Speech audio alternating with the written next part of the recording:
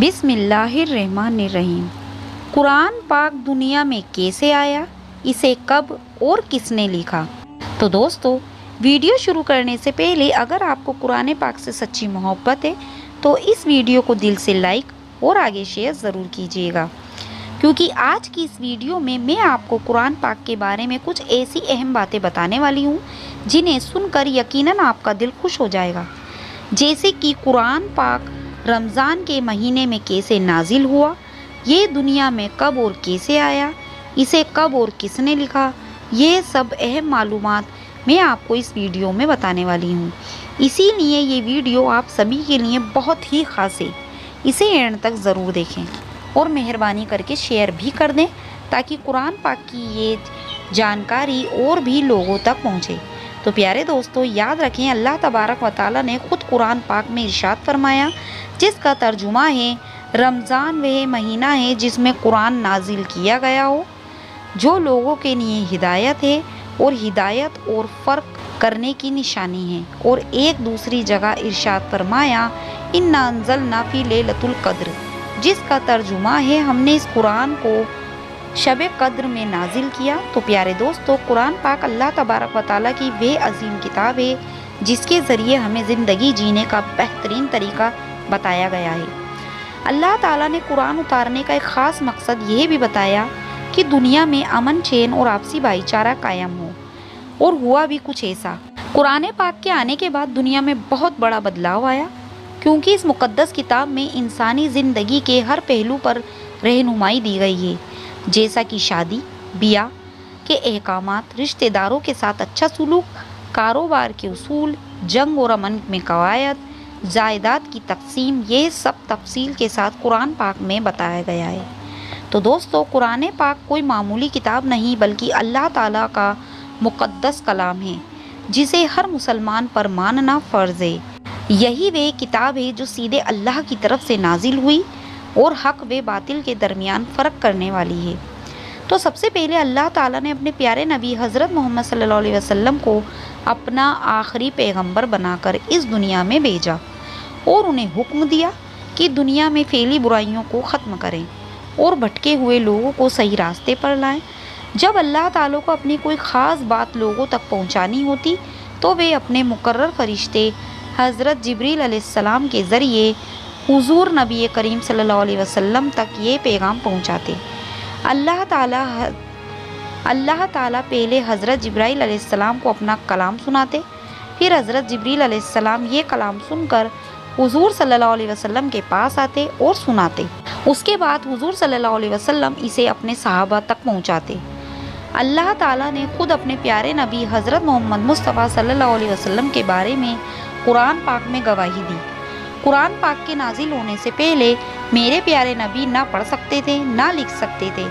اگر ان کو پڑھنا اور لکھنا آتا تو مشرک لوگ کہہ دیتے کہ یہ قرآن انہوں نے خود بنایا ہے۔ نبی پاک صلی اللہ علیہ وسلم نے ارشاد فرمایا کہ جب بھی اللہ تعالیٰ کوئی حکم دیتے تو حضرت جبریل علیہ السلام قرآن کی آیت لے کر نبی پاک صلی اللہ علیہ وسلم کے پاس آتے اور انہیں سناتے، پھر حضور صلی اللہ علیہ وسلم اس کلام کو اپنے صحابہ کو سناتے۔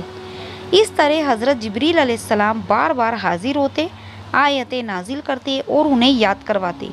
یعنی اللہ تعالیٰ نے حضور صلی اللہ علیہ وسلم کو حضرت جبریل علیہ السلام کے ذریعے ہر سال رمضان سے اگلے رمضان تک جتنی آیتیں نازل ہوتیں، حضرت جبریل علیہ السلام انہیں حضور صلی اللہ علیہ وسلم سے بار بار سنتے تاکہ حضور صلی اللہ علیہ وسلم کو اچھی طرح یاد ہو جائے۔ پھر حضور صلی اللہ علیہ وسلم بھی آیتیں اپنے صحابہ اکرام کو سناتے۔ صحابہ اکرام ان آیتوں کو اپنے دور کی لکھنے والی چیزوں جیسے پتھر، کھجور کے پتے اور لکڑیوں پر لکھتے اور اپنے گھروں میں محفوظ رکھتے۔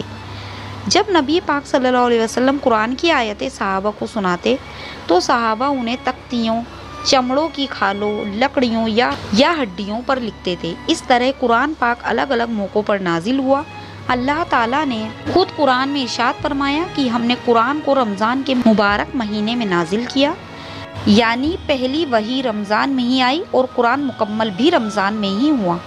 ایک اور جگہ اللہ تعالیٰ نے فرمایا کہ ہم نے قرآن کو लक़द्र में नाजिल फरमाया। इसकी तफसील में उलमा किराम ने फरमाया कि अल्लाह ताला ने इस ज़मीन की तलक से 500 साल पहले लोहे महफूज बनाया। ये एक मुकाम है जो आसमान में मौजूद है, जहाँ क़यामत तक होने वाली हर चीज़ लिखी हुई है। उसी में तौरा भी है। और कुरान पाक भी जब कुरान का नुज़ूल हुआ तो अल्लाह के प्यारे नबी सल्लल्लाहु अलैहि वसल्लम पर धीरे धीरे करके कुरान नाजिल किया गया। लेकिन अल्लाह ताला ने फरमाया कि लैलतुल क़द्र में हमने कुरान नाजिल किया, यानी पहले पूरा कुरान लोहे महफूज में सुरक्षित कर लिया गया, यानी कि महफूज कर दिया गया। फिर लोहे महफूज के नीचे बैतुल इज़्ज़ा नाम का एक मुकाम है, जहाँ हज़रत जिब्रील अलैहिस्सलाम की वही सुनते और फिर उसे लेकर नबी पाक सल्लल्लाहु अलैहि वसल्लम तक पहुँचाते। यानी कि पहले पूरा कुरान बैतुल इज़्ज़ा में एक साथ नाजिल किया गया, फिर धीरे धीरे दुनिया में नाजिल होता गया, और फिर वहाँ से धीरे धीरे 23 साल में थोड़ा थोड़ा करके जब जब अल्लाह ने चाहा वैसे वैसे हज़रत जिब्रील अलैहिस्सलाम के ज़रिए अल्लाह के प्यारे नबी हज़रत मोहम्मद सल्लल्लाहु अलैहि वसल्लम तक पहुँचाया गया। कुरान पाक का नुज़ूल होना कोई आसान बात नहीं। जब तक हम इस बात को गहराई से नहीं समझेंगे, तब तक अल्लाह के इन बड़े मंसूबों को समझना मुश्किल होगा। जब भी अल्लाह ताला को अपनी कोई वही अपने प्यारे नबी तक पहुंचानी होती तो हज़रत जिब्रील अलैहिस्सलाम बैतुल इज़्ज़ा पर पहुंच जाते, वहां खड़ा होकर अल्लाह का कलाम सुनते, फिर प्यारे नबी सल्लल्लाहु अलैहि वसल्लम के पास पहुंचते। जब पहली मर्तबा हज़रत जिब्रील अलैहिस्सलाम ने बैतुल इज़्ज़ा पर खड़े होकर अल्लाह की वही सुनी तो वे बेहोश हो गए, यानी कि अल्लाह के कलाम की हेबत वे पहली मर्तबा बर्दाश्त नहीं कर सके। फिर अल्लाह ने हज़रत जिब्रील अलैहिस्सलाम के अंदर इतनी कुव्वत डाली कि वे अल्लाह के कलाम को बर्दाश्त कर सकें। इस तरह से फिर हज़रत जिब्रील अलैहिस्सलाम अल्लाह का कलाम सुनकर नबी पाक सल्लल्लाहु अलैहि वसल्लम के पास पहुँचे। नबी पाक सल्लल्लाहु अलैहि वसल्लम के पास अल्लाह के कलाम का पहुँचना भी कोई मामूली बात नहीं। 6 अलग अलग तरीक़े से अल्लाह के नबी के पास वही का नुज़ूल हुआ। कई बार ऐसा हुआ कि हज़रत जिब्रील अलैहिस्सलाम आते तो घंटी जैसी आवाज़ें आती, और उस वक्त जिब्रील अलैहिस्सलाम की ऐसी शक्ल होती कि अगर सर्दियों के दिन होते तब भी अल्लाह के नबी सल्लल्लाहु अलैहि वसल्लम की पेशानी मुबारक से पसीना टपकने लगता।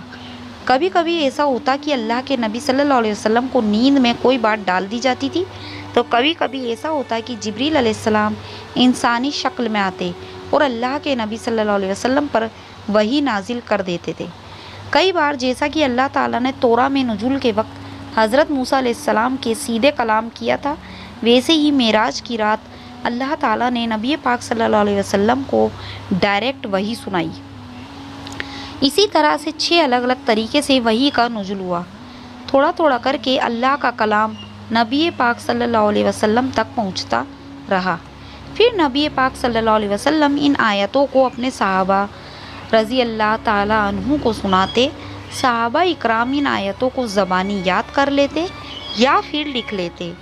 इसके बाद जब सन 632 ईस्वी में अल्लाह के नबी सल्लल्लाहु अलैहि वसल्लम इस दुनिया से पर्दा फरमा गए तो आपके विसाल के बाद इन तमाम कुरानी आयतों को एक जगह जमा किया गया और फिर कुरान पाक को मुकम्मल किया गया। तो याद रखें कि कुरान पाक का एक एक लफ्ज़, एक एक हर्फ अल्लाह तबारक व ताला का कलाम है।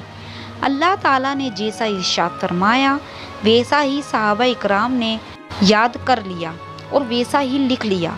आखिर में इस्लाम के पहले खलीफा हज़रत अबू बकर सिद्दीकी रज़ी अल्लाह ताला अन्हु ने सन 634 ईस्वी में कुरान को एक किताब की शक्ल में जमा करवाया। फिर सन 655 ईस्वी में हज़रत ज़ैद बिन साबित रज़ी अल्लाह ताला अन्हु ने कुरान पाक की मुकम्मल तहरीर को एक किताब की शक्ल में मूरत किया।